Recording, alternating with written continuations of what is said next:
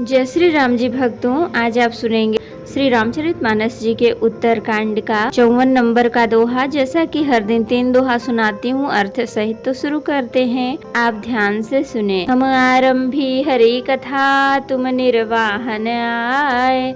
आय सुवासन लीजिए, सुनहु वीर हनुमान। सियावर रामचंद्र की जय। बोलो बजरंग बली की जय। बोलो सब देवी देवों की जय। राम परायण ज्ञान रत, गुनागार मति धीर। नाथ कहूँ के कारण, पायौ काक शरीर। सिया राम। हे नाथ कहिए ऐसे श्री राम परायण ज्ञान निरत गुणधाम और धीर बुद्धि काग भुषुंडी जी ने कवे का शरीर किस कारण पाया। यह प्रभु चरित पवित्र सुहावा, कहूँ कृपाल काग कह पावा। तुम्हें कहीं भांति सुना मद नारी, कहूँ मोहि अति कौतुक भारी। हे कृपालु, बताइए उस कवि ने प्रभु का यह पवित्र और सुंदर चरित्र कहाँ पाया। और हे कामदेव के शत्रु, यह भी बताइए आपने इसे किस प्रकार सुना। मुझे बड़ा भारी कौतूहल हो रहा है। गरुण महाज्ञानी गुण राशि, हरि सेवक अति निकट निवासी। कहीं कहीं हेतु कागसन जाई, सुनी कथा मुनि निकर बिहाई। गरुण जी तो महान ज्ञानी सद्गुणों की राशि, श्री हरि के सेवक और उनके अत्यंत निकट रहने वाले उनके वाहन ही हैं। उन्होंने मुनि के समूह को छोड़कर कौवे से जाकर हरि कथा किस कारण सुनी। कहूँ कवन विधि भा संवादा, को हरि भगत काग उर्गादा। गौरी गिरा सुनि सरल सुहाई, बोले शिव सादर सुख पाई। कहिए काग भुसुंडी और गरुण इन दोनों हरि भक्तों की बातचीत किस प्रकार हुई। पार्वती जी की सरल सुंदर वाणी सुनकर शिव जी सुख पाकर आदर के साथ बोले, धन्य सती पावन मति तोरी। रघुपति चरण प्रीति नहीं थोरी।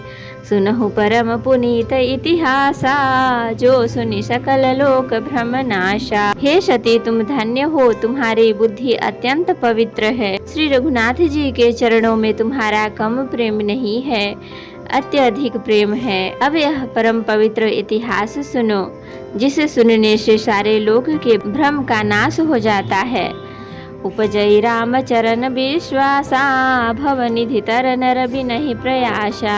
तथा श्री राम जी के चरणों में विश्वास उत्पन्न हो जाता है और मनुष्य बिना ही परिश्रम संसार रूपी समुद्र से तर जाता है। ऐसे प्रश्न विहंगपति, किन्हीं काग सन जाए। सो सब सादर कहीं हूँ, सुनहु उमा मन लाए। सिया राम। पक्षी राज गरुण जी ने भी जाकर कागभूषुंडी जी से प्रायः ऐसे ही प्रश्न किए थे। हे उमा, मैं वह सब आदर सहित कहूँगा, तुम मन लगाकर सुनो। मैं जिमि कथा सुनी भव मोचनी, सो प्रसंग सुन सुमुखी सुलोचनी। प्रथम दक्ष ग्रह तव अवतारा, सती नाम तब रहा तुम्हारा। मैंने जिस प्रकार वह भव जन्म मृत्यु से छुड़ाने वाली कथा सुनी, हे सुमुखी हे सुलोचनी, वह प्रसंग सुनो। पहले तुम्हारा अवतार दक्ष के घर हुआ था, तब तुम्हारा नाम सती था। दक्ष यज्ञ तब भा अपमाना, तुम अति क्रोध तजे तब प्राणा। मम अनुचरण कीन्ह मख भंगा, जानहु तुम सो सकल प्रसंगा। दक्ष के यज्ञ में तुम्हारा अपमान हुआ, तब तुमने अत्यंत क्रोध करके प्राण त्याग दिए थे और फिर मेरे सेवकों ने यज्ञ विध्वंस कर दिया था। वह सारा प्रसंग तुम जानती ही हो। तब अति सोच भयउ मन मोरे, दुखी भयउ वियोग प्रिय तोरे। सुंदर बन गिरि सरित तड़ागा, कौतुक देखत फिरऊ बेरागा। तब मेरे मन में बड़ा सोच हुआ और हे प्रिय, मैं तुम्हारे वियोग से दुखी हो गया। मैं विरक्त भाव से सुंदर वन पर्वत नदी और तालाबों का कौतुक दृश्य देखता फिरता था।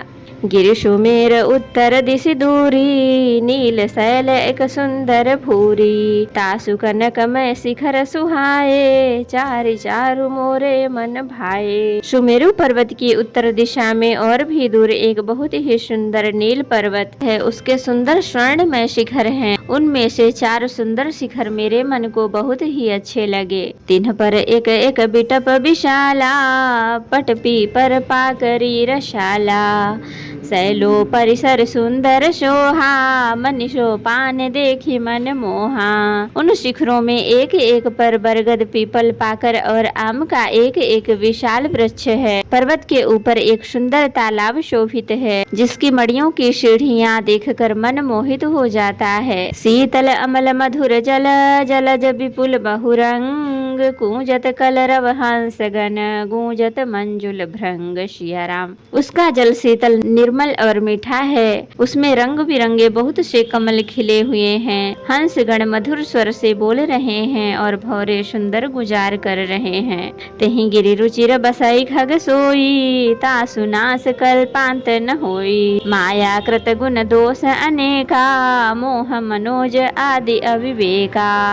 उस सुंदर पर्वत पर वही पक्षी काग भुषुंडी बसता है, उसका नाश कल्प के अंत में भी नहीं होता। माया रचित अनेकों गुण दोष, मोह, काम आदि अविवेक रहे व्यापी समस्त जग माही। तेहि गिरि निकट कबहु नहीं जाही, तहाँ बसी हरि भजय जिमिका का, सो सुन उमा सहित अनुरागा। जो सारे जगत में छाए रहे हैं, उस पर्वत के पास भी कभी नहीं फटकते। वहाँ बसकर जिस प्रकार वह काक हरि को भजता है, हे उमा, उसे प्रेम सहित सुनो। पीपर तरु तर ध्यान सुधरई, जाप यज्ञ पाकर तर करई। आव छाह कर मानस पूजा, तजी हरि भजन काज नहीं दूजा। वह पीपल के वृक्ष के नीचे ध्यान धरता है, पाकर के नीचे जप यज्ञ करता है, आम की छाया में मानसिक पूजा करता है। श्री हरि के भजन को छोड़कर उसे दूसरा कोई काम नहीं है। बरतर कह हरि कथा प्रसंगा, आवहि सुनहि अनेक विहंगा। रामचरित विचित्र विधि नाना, प्रेम सहित कर सादर गाना। बरगद के नीचे वह श्री हरि की कथाओं के प्रसंग कहता है। वहाँ अनेकों पक्षी आते हैं और कथा सुनते हैं। वह विचित्र रामचरित्र को अनेकों प्रकार से प्रेम सहित आदर पूर्वक गान करता है। सुनहि सकल मति विमल मराला, बसहि निरंतर जेते ही ताला। जब मैं जाई सो कौतुक देखा, उर उपजा आनंद विशेखा। सब निर्बल बुद्धि वाले हंस जो उस तालाब पर बसते हैं उसे सुनते हैं। जब मैंने वहां जाकर यह कौतुक दृश्य देखा, तब मेरे हृदय में विशेष आनंद उत्पन्न हुआ।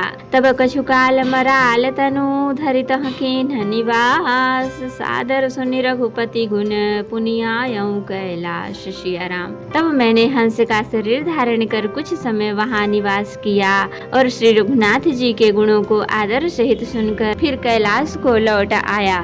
तो भक्तों, आज के लिए इतना ही। कथा विसर्जन होते है, विदा हो हनुमान। राम लखन सीता सहित सदा करहु कल्याण। कहूँ दंडवत प्रभु सन, तुम ही कहूँ कर जोर। बार बार रघुनाथ कहीं, सुरत करायहु मोर। नाथ एक बर मांग्यऊ, सोई कृपा करि देहु। जन्म जन्म प्रभु पद कमल, कबहु घटे जनिने। सियावर रामचंद्र की जय, बोलो बजरंग बली की जय, बोलो सब देवी देवों की जय। तो भक्तों, अगर वीडियो पसंद आई हो तो लाइक करें, शेयर करें, कमेंट करें और सब्सक्राइब भी कर लें, ताकि मेरी हर वीडियो आपको आसानी से मिल सके। जय श्री राम जी। भक्तों, आपका दिन शुभ हो। भक्तों, अगर वीडियो पसंद आई हो तो कमेंट में जय श्री राम जी जरूर लिखें। धन्यवाद।